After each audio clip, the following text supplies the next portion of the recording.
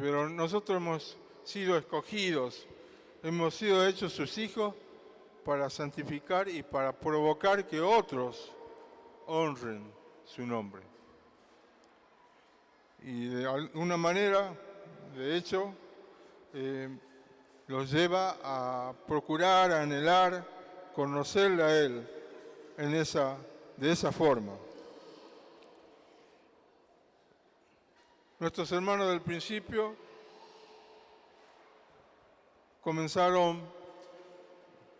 tuvieron un comienzo gloriosísimo después de Pentecostés, pero allí comenzó una guerra espiritual y padecieron persecución, algunos se convirtieron en mártires, y en ese ambiente, en esa situación que ellos se encontraban, no vieron lo más oportuno que dirigirse a Dios, pero no planteándole en primer lugar su situación complicada, su situación de ser perseguidos por el nombre del Señor, sino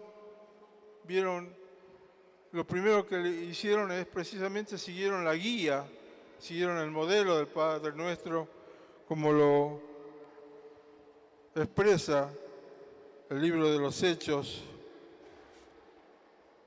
en el capítulo 4, 24 al 30.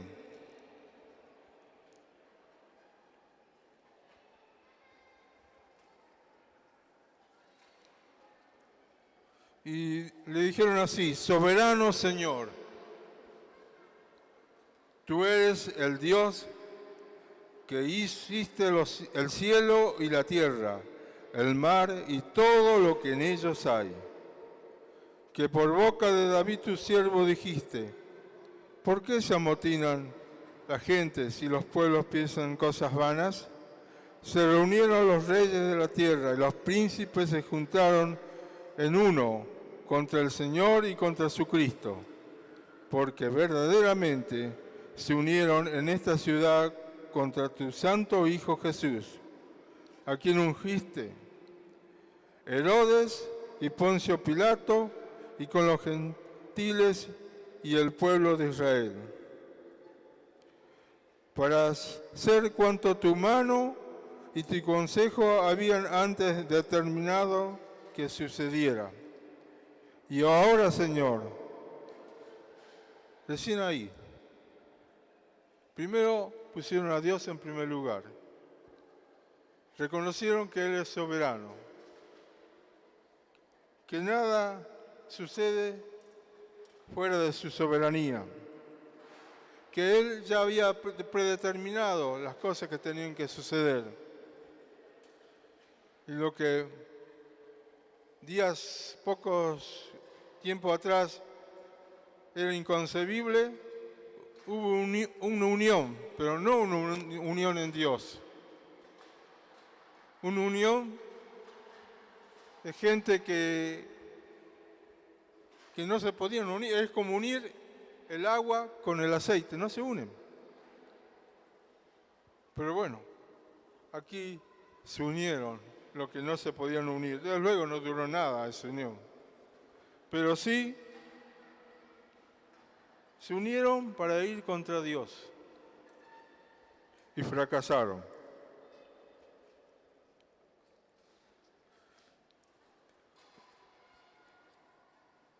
Y después de exaltar a Dios de la forma que lo hicieron, recién se acuerdan o plantean lo que estaban viviendo en ese momento. Dicen: mira sus amenazas. Pero no se quedaron lamentándose y no le dijeron a Dios: mira, Señor, nos están haciendo la vida imposible, ya han muerto algunos y ya tienen condena muchos más. No. Ellos pidieron lo que era oportunísimo para ese momento. Señor, para nosotros lo único que queremos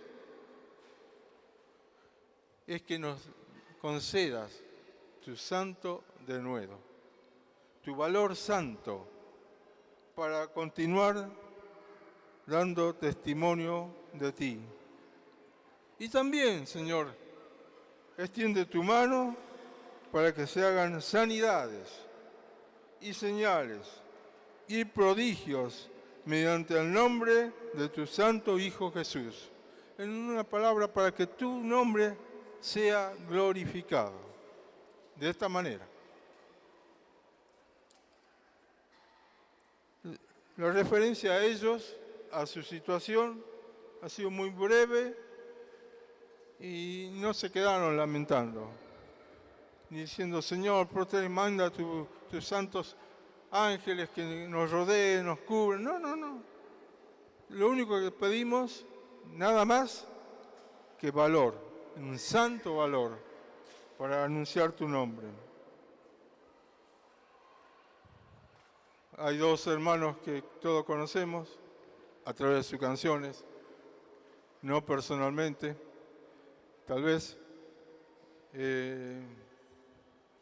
Uno es Marco Vidal, español, y él tiene una oración que dice nada más. Nada más. No quiero otra cosa que yo no traiga vituperio a tu nombre, que me mantenga fiel, que me mantenga santo. Y algo parecido, dice Asaf Borba también, que sea hallado fiel. Eso nomás. Esas deben ser nuestras peticiones, como la de nuestro hermano del principio también. Y nuestro hermano David, nuestro amigo David, el rey David, es un maestro en la alabanza. Y una de las tantas pruebas de cómo sabía él exaltar y alabar a su Dios, glorificar el nombre de su Dios, lo refleja en el Salmo 8. Oh Jehová, Señor nuestro, cuán glorioso es tu nombre en toda la tierra. Todo esto nos lleva a una verdadera reverencia. En esto tiene que haber una verdadera reverencia hacia la persona de nuestro Dios.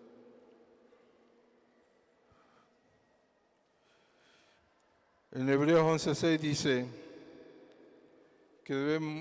pero sin fe es imposible agradar a Dios, porque es necesario que el que se acerca a Dios crea que existe y que recompensa a los que le buscan. Ustedes van a ver, y todos vemos, mejor dicho, en la palabra de Dios, que nadie en ningún momento se pone a probar que Dios existe. Porque eso se da por descontado.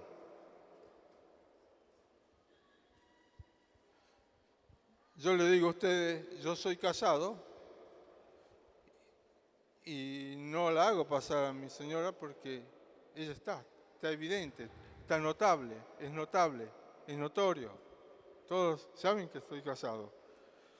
Así que no la tengo que hacer pasar para demostrárselo, porque los hechos son evidentes.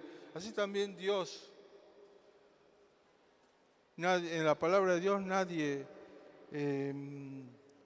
trata de demostrar que Dios existe. El Evangelio de Juan comienza de esta manera. En el principio era el Verbo, y el Verbo era con Dios, y el Verbo era Dios. No está demostrando nada, está afirmando una realidad. Para todo hijo de Dios, esto no se cuestiona. Es más, algunos tal vez en este día, en este momento, entre todos, con todos, nos hemos comunicado con Él a través de nuestra oración, de nuestra exaltación. Otros lo hicieron muy temprano, tal vez, aún sabiendo que hoy nos juntábamos todos. Pero para Dios, yo no tengo que demostrarle a nadie que Dios existe, no necesito. Para mí es real. Yo muchas cosas puedo ignorar, pero sí hay una cosa que por la gracia de Dios, esto entiendo, esto lo comprendo claramente, que Él es real, que Él existe. Y también, como dice en este pasaje de Hebreos, Él recompensa.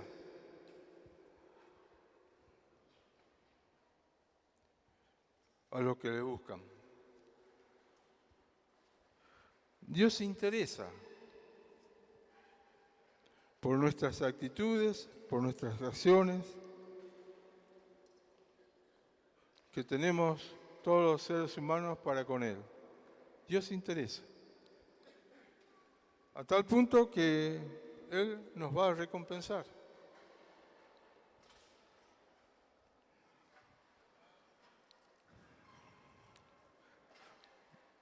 Venga tu reino, dice la siguiente expresión.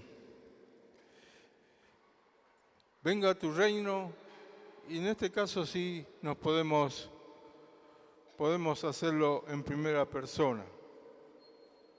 Desde luego, el Padre nuestro, venga tu reino a todos nosotros, pero nunca nos olvidemos que venga tu reino a nuestra propia vida, que sea una realidad. Que venga tu reino a nuestro hogar, a nuestra familia, que venga tu reino a todo nuestro quehacer, a nuestro trabajo, a nuestro estudio, a todo lo que tiene que ver con nuestra vida. Tu reino sea real. Ustedes saben que el reino de Dios y el reino de los cielos son expresiones idénticas. Lo que pasa, la diferencia es que Mateo, que era un judío de pura cepa, para todo buen judío, y a pesar que era un publicano, referirse a Dios era una cosa muy seria. Entonces se empleaban expresiones como dando vuelta, pero que en definitiva, porque el nombre de Dios era sagradísimo. Y eso que este era un publicano. Pero en su cultura, ellos a tal punto que no escribían el nombre, sino que lo reemplazaron por otro que es Adonai, ¿no? Y cada vez que los escritores, cuando tenían que escribir el nombre de Dios, limpiaban la pluma primero, la volvían a sopar con la tinta en el tintero y recién lo escribían, porque el nombre de Dios era lo máximo. Entonces, como buen judío, Mateo, aunque no era un hombre santo, aunque después sí, cuando recibió a Jesús, su vida empezó a transformarse, él emplea la expresión el reino de los cielos. En cambio, tanto Marco como Lucas, ellos no tenían problemas de referirse con la expresión el reino de Dios, pero son exactamente lo mismo, tanto el uno como el otro.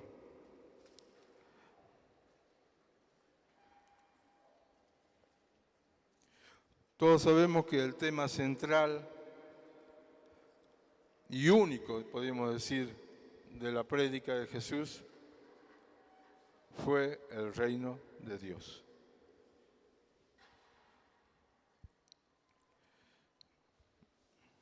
Y al referirse al reino de Dios, se está refiriendo a una sociedad terrenal donde se hace solamente la voluntad de Dios. A un punto tal que es como se hace en el cielo. Así debe ser. Es decir, que hacer la voluntad de Dios y estar en el reino es exactamente lo mismo. Si hacemos la voluntad de Dios, es lo mismo que estar en el reino.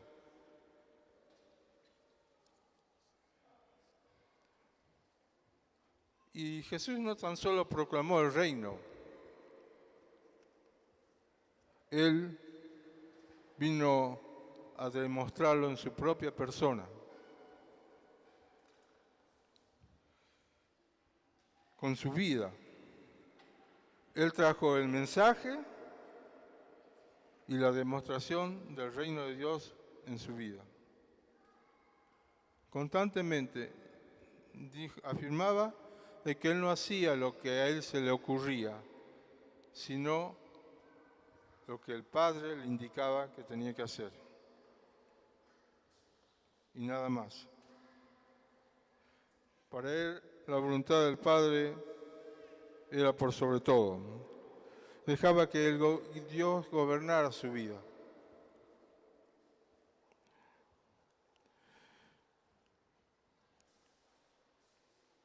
Ahora bien, este reino en el cual por su gracia estamos nosotros, tiene que prevalecer sobre otro reino al cual antes pertenecíamos, que es el reino de las tinieblas. Tiene que invadir, tiene que hacer retroceder. Nosotros estamos para eso. Porque este reino de las tinieblas es el que precisamente ejerce su influencia, su dominio sobre toda la existencia de los hombres, sobre la política, sobre la economía. El mundo entero está bajo el maligno. Y hasta sobre cosas muy, muy buenas. ¿O no es bueno la buena música? Es cierto, hay música que se hizo específicamente o se la convirtió para dedicársela a Dios. Pero hay música que no tiene ese fin, no tiene ese propósito, pero es buena música. Pero en toda música hay un espíritu. Y ese es el espíritu de Satanás. Lo hemos escuchado Alfredo días atrás, siendo muy enfático, dice, yo no escucho folclore, aunque hay buen folclore, desde luego, yo ni loco voy a apreciar alguna pieza musical folclórica, podemos decir todos, ¿no? Donde se menciona el diablo, donde se menciona el mundo, el carnaval, todo eso, pero podemos referirnos a otras cosas que son prácticamente inofensivas. Hay un tema dedicado a una madre que ella confeccionó, hizo un mantel, todo como un homenaje a la madre, ¿no? Mantelito blanco. Hay un sinfín de temas, pero cuidado, lo escuché justo, no ha sido casualidad.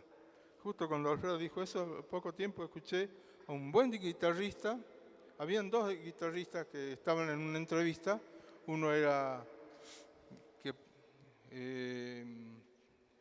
del género folclórico y otro de rock. Bueno, todos ustedes dirían, no, rock no. Pero bueno, ustedes saben que muchos temas que cantamos han sido convertidos para Dios, ¿no? Porque si vos vas tiene algo de rock.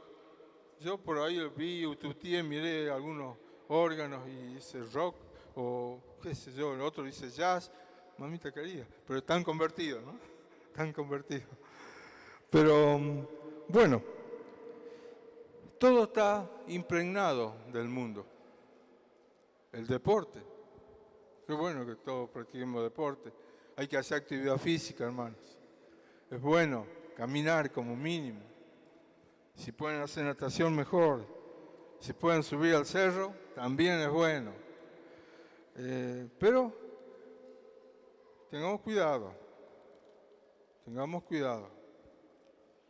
porque todo está impregnado del mundo.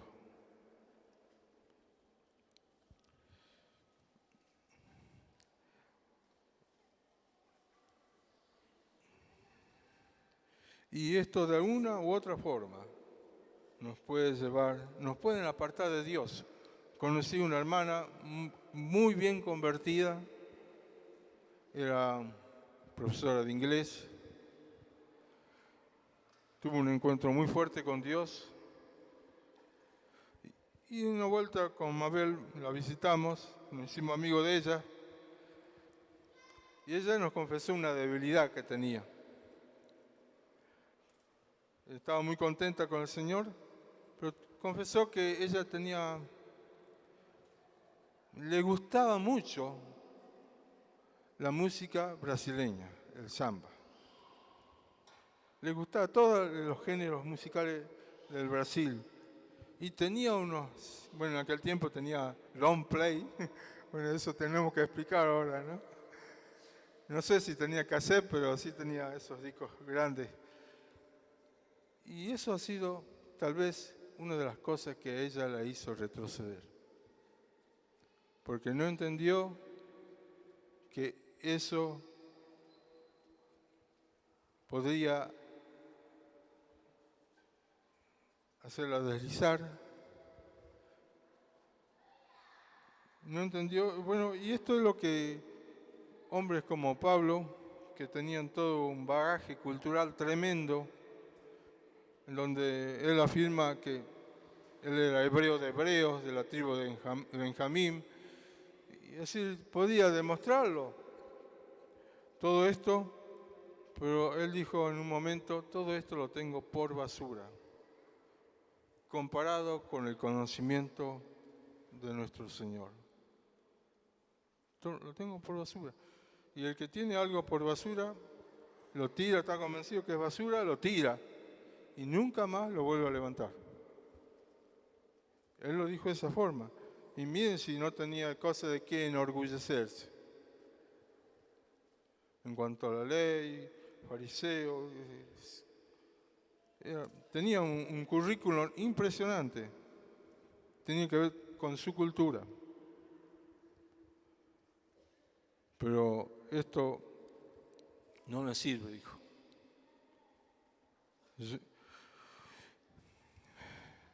Esto no me sirve para nada. Yo me desprendo de esto.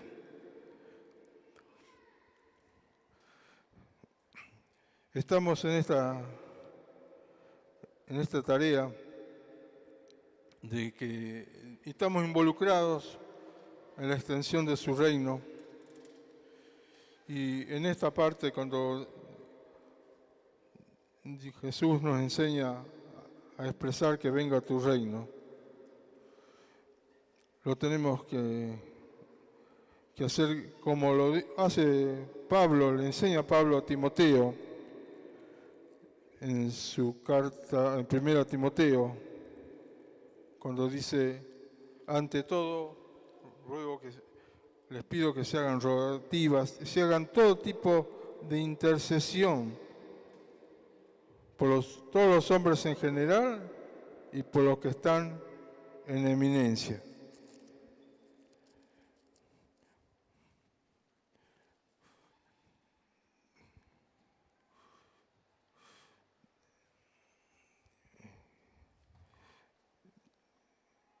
Debemos también usar en esta ocasión cuando oramos por el reino de Dios,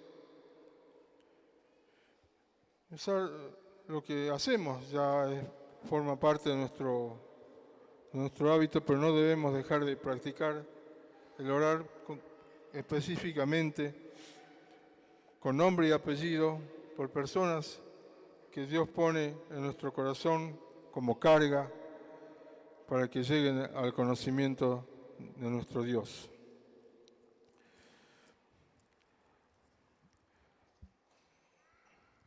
El reino de Dios comienza conmigo. Es fácil decir a los demás que el reino de Dios venga sobre sus vidas. Está bien, correcto, comienza conmigo, pero se extiende hacia nuestros prójimos, nuestros vecinos.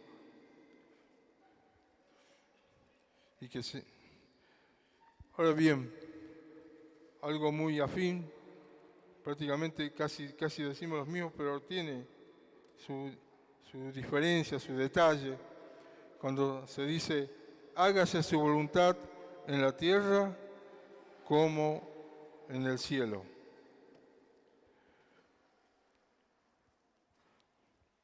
Porque precisamente su voluntad es muy resistida aquí en la tierra. En el cielo no hay problema, todos hacen la voluntad de Dios. Pero aquí es otra cosa. Aquí a veces nos cuesta, y nos damos cuenta y decimos amén cuando la palabra dice, el espíritu está dispuesto, pero nuestra carne es débil. Es decir, no nos ayuda, ¿no? Porque hay una innata resistencia a hacer la voluntad de Dios.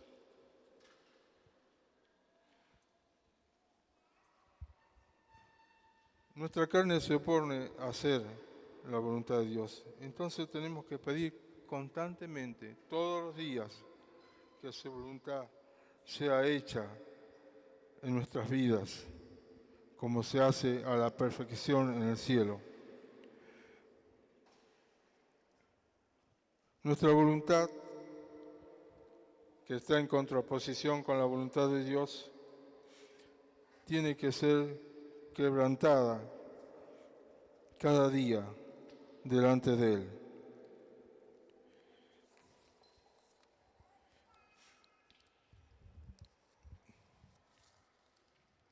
Cada día nos tenemos que asegurar que está sometida al Señor.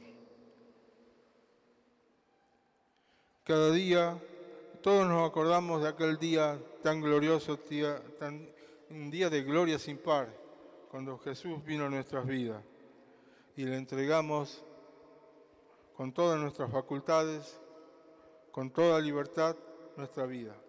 La tenemos que reafirmar cada día, cada día.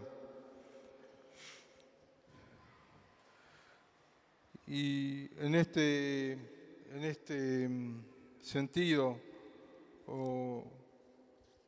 se hace eco, un hermano dijo, tu voluntad sea hecha nada más. Mi alma dice amén. Y dice algo más, aunque entre sombras deba transitar, aunque desprecios deba soportar, aunque mi cruz yo tenga que llevar, mi alma dice amén. Esperaré, Señor, tu voluntad. Te alabaré por esa voluntad. Gloria al Señor. Bendita voluntad. Mi alma dice amén. Amén.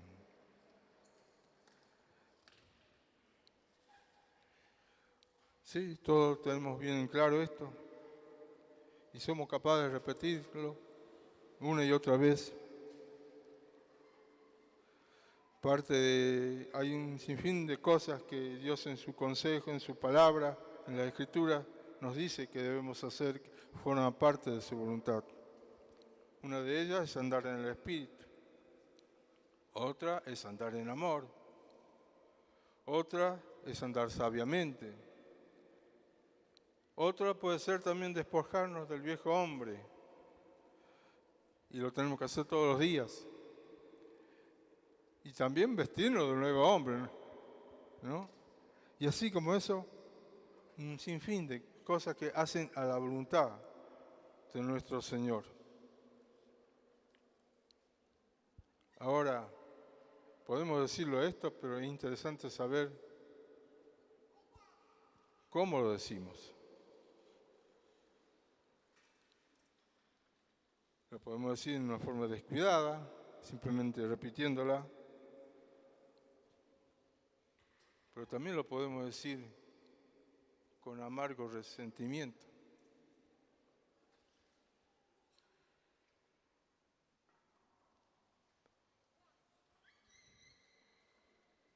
También lo podemos decir con resignación. No nos queda otra. Nos conviene. Pero no son las formas correctas de decirlo. También podemos decir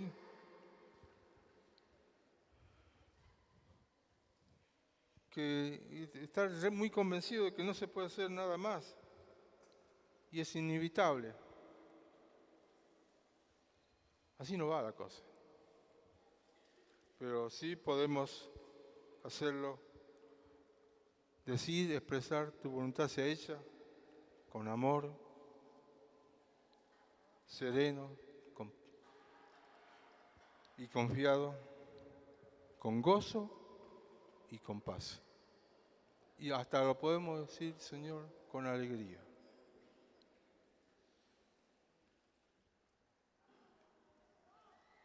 Dicen que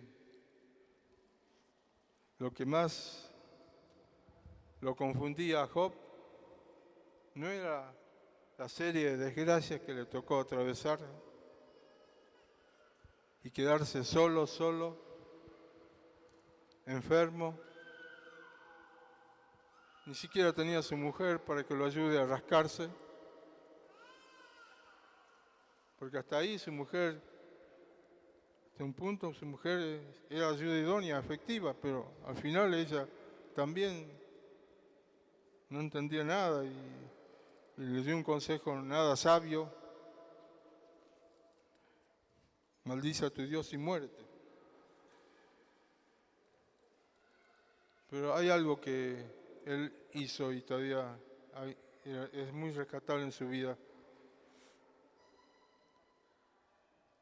aunque que conservó la paz a pesar de todo.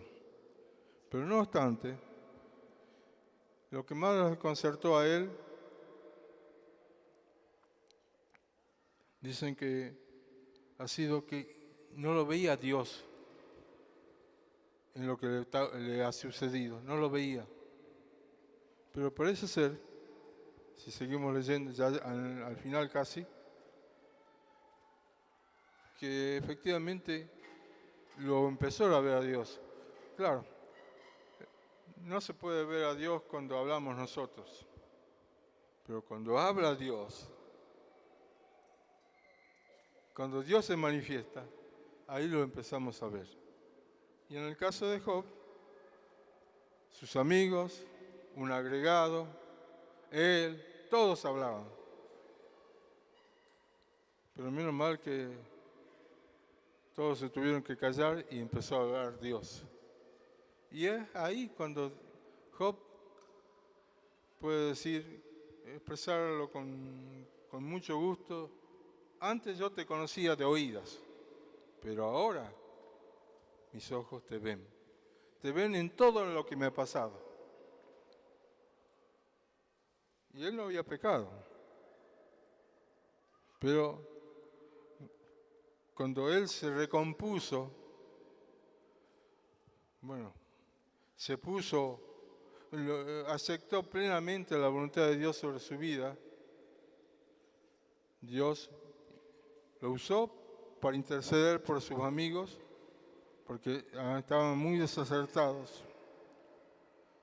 Y algo parecido también le pasó a José, que le pasó no pocas desgracias,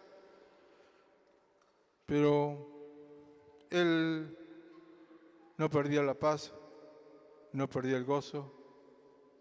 Parecía ser que estaría en una situación un poquito mejor que Job, No sé.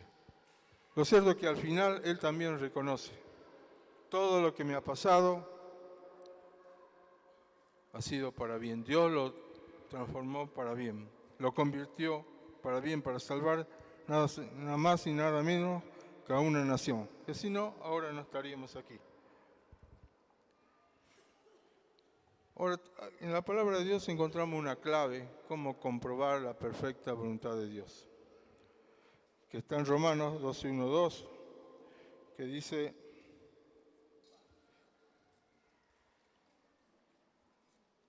que presentemos nuestra vida en sacrificio vivo, santo y agradable a Dios. Y allí, con esa actitud, vamos en algún momento a comprobar su voluntad, su perfecta voluntad.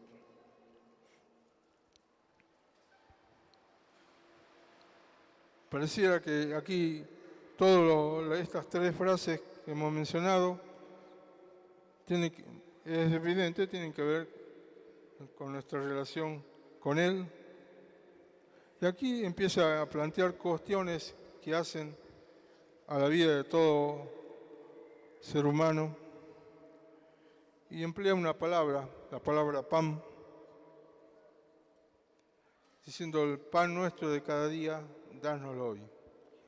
Con esa palabra pan está abarcando, está comprendiendo no tan solo el pan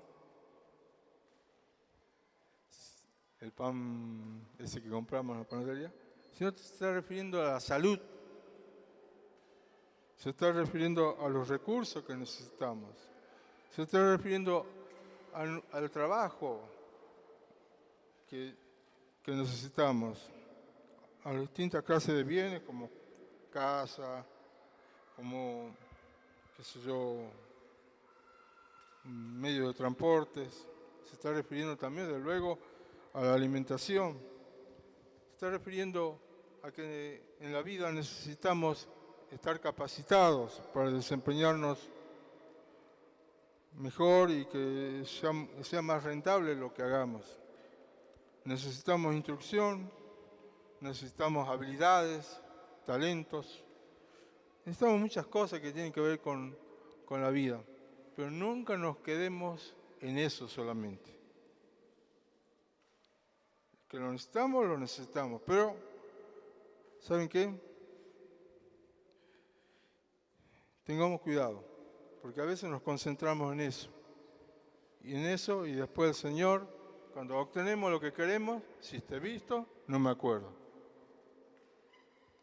Y actuamos así, desgraciadamente somos así. Y el Señor a veces nos tiene que hacer recapacitar. Y Pablo lo dice de una forma muy dura, en 1 Corintios 15:19. Si la esperanza que tenemos en Cristo fuera solo para esta vida, seríamos los más desdichados de todos los mortales. Si se limita para esta vida, para obtener el pan nuestro de cada día que necesitamos y todo lo que eso comprende,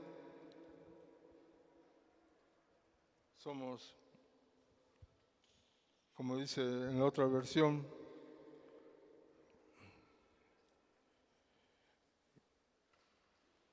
dice, somos los más dignos de conmiseración.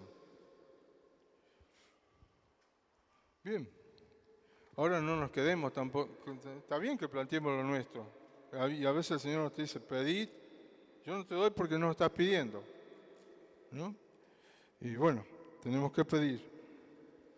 Señor, encaro mañana un nuevo día y una nueva semana de compromisos, responsabilidades, trabajo, etc. Señor, no me quiero apoyar en mí mismo, en mi experiencia, en lo que yo sé. Me quiero apoyar solo, pura y exclusivamente en ti. Aunque yo lo sé hacer algunas cosas, he adquirido alguna habilidad, algún conocimiento, alguna capacidad, pero cuando encomendamos nuestra vida a Él, tenemos asegurado que vamos a hacer bien las cosas. Cuando me quise apoyar, y esto de esto podemos dar testimonio varios de nosotros, en nosotros mismos fracasamos. Porque dice la palabra, maldito el hombre que confía en el hombre. ¿Saben de qué hombre hay que desconfiar más? No tanto a tus vecinos, sino en nosotros. No confiemos en nosotros, confiemos en Él. No seamos sabios según nuestra propia opinión, como nos recalca Proverbios. Dice que hasta el necio es mejor que uno que se cree sabio según su propia opinión. Miren, y que le da con todo al necio, ¿no? Pero pensemos también por los demás. Y en esto tengo que decirles, doy gracias a Dios, reconozcamos lo que Dios está haciendo en medio nuestro, que hay sensibilidad, hay generosidad, hay diligencia, hay buena disposición. En el trabajo que ayer se comenzó, adolescentes, horas felices, comedor, etc., nos regocijamos en el Señor, pero la gloria es para Él. Es una forma muy práctica de santificar el nombre de Dios. Muy práctica también. Y estar atentos a múltiples necesidades que nos rodean por todos lados. Debemos interceder por las necesidades, escuchen bien, legítimas, ya sean nuestras o de nuestro prójimo. No dice, debemos interceder por los deseos, porque no confundamos deseo con necesidad. Son dos cosas distintas. Y todos sabemos que es engañoso el corazón del hombre, así que nuestros deseos no le prestemos tanta atención. Pero sí en las necesidades legítimas y reales que existen.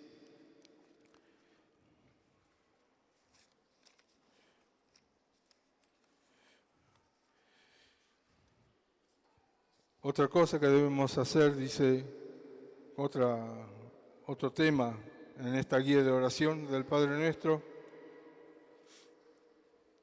es pedir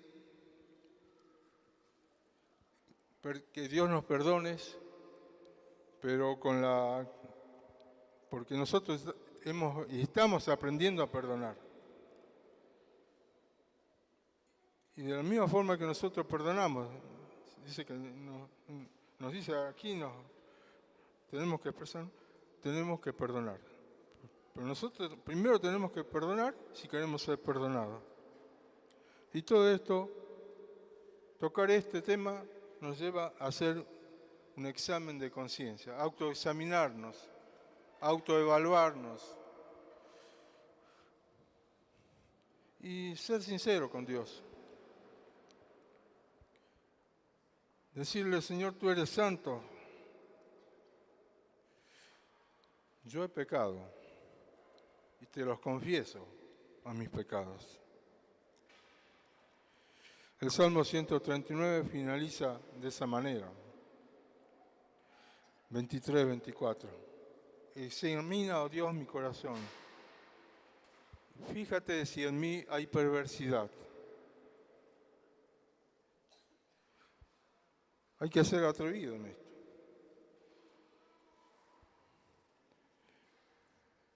Y lo leamos, este hermoso pasaje, es un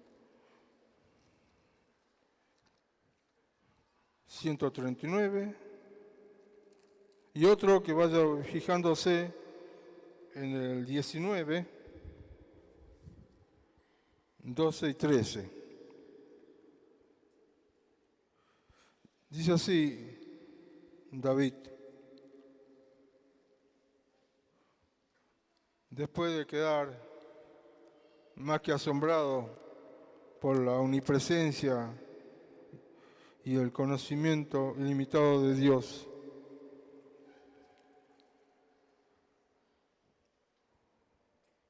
examíname, oh Dios, y conoce mi corazón. Pruébame y conoce mis pensamientos, y ve si hay en mí camino de perversidad, y guíame por el camino recto. Y el Salmo 19, 13, 14, ¿alguien lo puede leer en voz alta?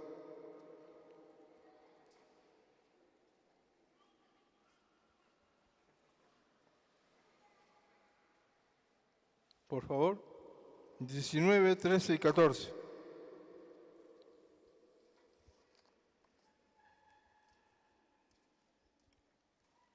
Uno lee, los demás lo siguen con los ojos. ¿O quieren leerlo todos?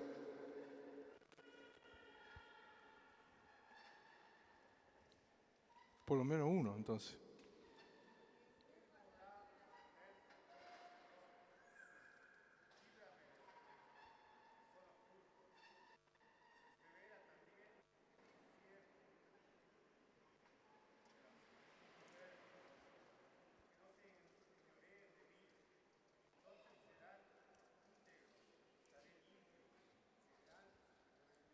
Perdón, yo quise decir 12, 13. Cuando dice, ¿quién podrá entender sus propios errores? Líbrame de los que me son ocultos. Seamos sinceros. Si estamos teniendo victoria sobre el pecado en nuestra propia persona, en nuestro propio ser, gloria a Dios, pero no obstante, esto es algo que debemos bautizar todos los días. Y todos los días tenemos que pedir al Señor que nos ayude en esto.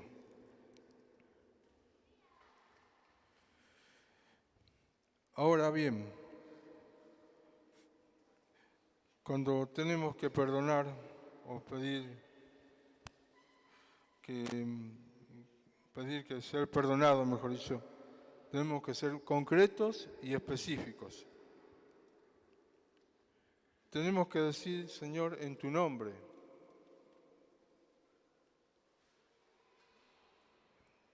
Perdóname.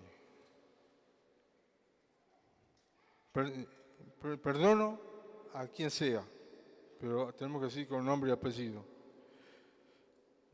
No está bien, es algo que no tiene efectividad cuando decimos, perdóname hermano por si te ha ofendido en alguna cosa. No, es muy probable que el Espíritu Santo te esté diciendo en qué lo has ofendido. Y por eso debemos andar en el Espíritu. Para hacer, cuando hay algo que efectivamente hicimos mal, lo tenemos que mencionar con nombre y apellido y hasta si puede ser la hora, el lugar, la ocasión, la cosa que quede bien en claro. Porque yo necesito el perdón. Además del perdón de Dios, necesito el perdón de mi hermano, de mi prójimo. Porque para mí es muy importante. Porque en cuanto depende de mí, tengo que estar en paz con todos. Pero si hay cuestiones pendientes, no está bien. Debemos reconocer que el pecado es una triste realidad de todos los días. Por lo que todos los días, en consecuencia, debemos confesar y arrepentirnos de nuestros pecados.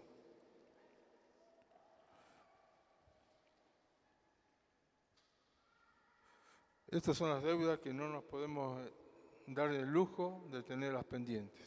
Rápidamente tenemos que reaccionar y arreglar las cuestiones. Y aquí Pablo aconseja en Efesios 4:32, dice que seamos bondadosos, compasivos unos con otros, y que nos perdonemos mutuamente. Y da una referencia muy importante, como Dios nos perdonó en Cristo. De la misma manera, tenemos también que perdonar a los demás.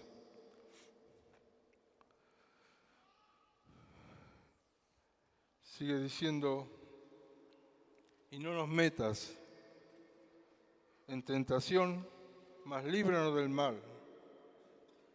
Pareciera ser que cuando se lo expresa de esta manera, es como que Dios es que Él nos mete en tentaciones, no, en absoluto.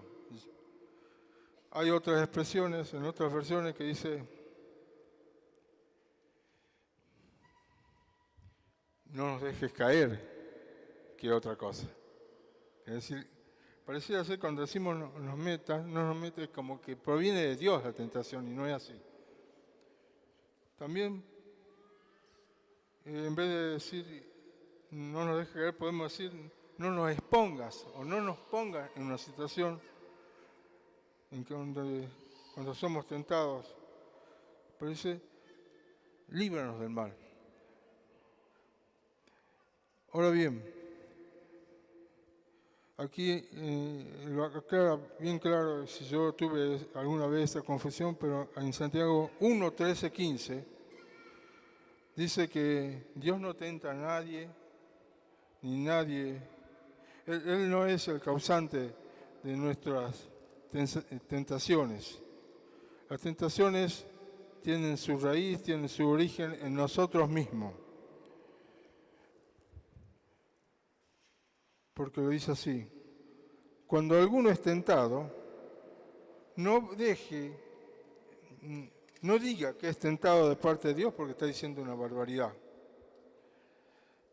Porque Dios no puede ser tentado por el mal, ni Él tienta a nadie.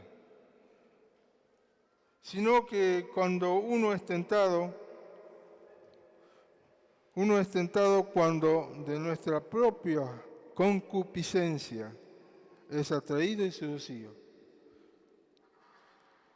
Cuando de nuestros propios malos deseos que están en nuestra vieja naturaleza, somos atraídos y seducidos, porque Dios no tienta. Nadie lo puede tentar a Dios y Él no tienta a nadie. El problema está en nosotros. Todos debemos reconocer que tenemos un lugar débil en nuestra persona. Dicho con una expresión muy popular, todos tenemos nuestro talón de Aquiles, nuestro punto débil, nuestros puntos flojos. Algunos somos enojones, nos enojamos por cualquier cosa, enseguida. Leche hervida, dicen otros. Otros damos rienda suelta a nuestra lengua, hablamos de más. Otros tenemos la debilidad de mentir.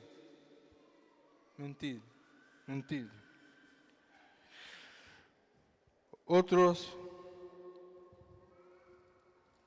no miramos bien, tenemos miradas no limpias, ni sucias.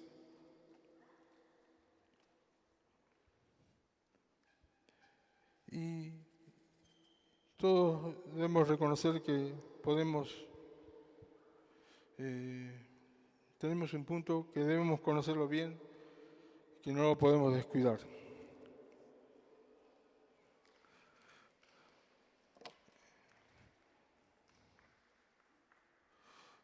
Hay una anécdota, dice que se juntaron varios hermanos y como eran muy conocidos entre ellos y tenían confianza, empezaron a abrir su corazón y cada uno decía cuáles eran los problemas que cada uno tenía. Después de que todos se confesaron, había uno que estaba calladito en un rinconcito. Dijeron cosas muy serias, muy fuertes. Y este que estaba calladito, todos se dieron cuenta y le dijeron, ¿y vos qué problema tenés? Y él dijo, miren, yo no veo la hora de salir de aquí para contarle a todo el mundo todo lo que ustedes me acaban de decir. Era un chismoso. Así cuidado con esas confesiones media públicas, tengamos cuidado porque podemos tener problemas. Y Satanás siempre nos tienta cuando estamos desanimados, cuando estamos agotados. Es muy sabio, hay un consejo también medio popular que dice que cuando estás agotado, estás muy cansado, has tenido un día muy fuerte, mejor no hables y acostate, ausentate, porque corremos grandes riesgos. Porque Satanás es un enemigo vencido, pero él tiene un arma que todavía la emplea y la emplea con cierta eficacia, lamentablemente. Esa arma es la mentira. Y bueno, pone su mentira y nosotros podemos deslizarnos. Satanás también dice la palabra de Dios que está como león rugiente procurando devorarnos. Pero no le tengamos miedo, porque está desdentado, y es cierto. Podemos decir que está desdentado porque fue derrotado en la cruz. Él no nos puede hacer nada. Pero hay algo que podemos hacer en nuestra lucha con nuestras tentaciones. En nuestra lucha contra el diablo, que es mentiroso. Lo tenemos que reprender. Y el consejo Santiago me gusta porque es muy práctico y muchas de las cosas que él nos dice son son muy prácticas y lo dicen de una forma muy sencilla, muy breve, muy concisa. Dice, no tengamos miedo al diablo, pero hagamos una cosa, dice, nos sometamos a Dios, resistamos al diablo, y eso es precisamente lo que Jesús hizo. El diablo procuraba, en la tentación, que él deje de estar bajo el señorío del Padre. Y procuró de todas las formas, pero fracasó. Vivió sometido a su Padre. Y vez tras vez, ante cada embate de Satanás, lo resistió y no tuvo más remedio que mandarse a mudar. Todo esto que decimos tiene el respaldo de Dios. Como concluye esta oración modelo, porque de Él es el reino, de Él es el poder. Está bien reconocer nuestras debilidades, nuestras fraquezas, pero también hay que reconocer y hay que proclamar con autoridad que en Él todo lo podemos. En Él todo lo podemos. Está bien reconocer, pero no nos quedemos con eso. No nos quedemos ahí a medias. Pero en Cristo todo lo puedo. Lo que sea, lo puedo superar en Él. Porque el poder es de Él. Él conserva aún el poder. Y también es su gloria. Y Él sigue reinando. Pareciera ser en nuestro planeta, en nuestro país, en nuestro entorno, que Él no reina, pero Él sigue reinando. Y Él nos incluyó en su reino. Él nos puso en su reino. Así que yo, como varios de nosotros hacemos una ligera memoria de muchos casos, de vidas transformadas por Dios, que se aprendieron a apoyarse en Dios, aprendieron a invocar su nombre y sus vidas ahora glorifican a Dios. Eso ha sido siempre a través de toda la historia de la Iglesia.